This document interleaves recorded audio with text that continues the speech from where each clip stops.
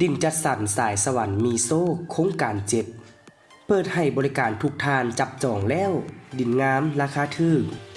ราคาเริ่มต้นเพียง700บาทต่อตารางเมตรเท่านั้นสามารถผ่อนระยะยาวได้พิเศษ1ปีทำอิฐบ่มีดอกเบี้ย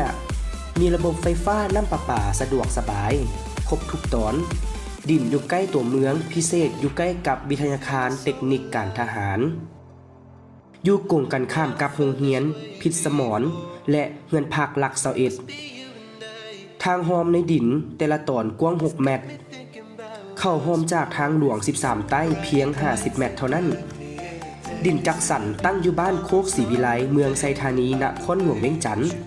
เริ่มจากวงเวียงดอนหมูนมุ่งหน้าไปทางเลข13ใต้เมื่อไปฮอดไฟแดงหลัก21แถวห้านเฝอแซบหลัก21แล้วมุ่งหน้าไปซื้ออีกประมาณ100เมตรท่านจะเห็นโฮมเข้าไปห้องการบ้านโคกศรีวิไล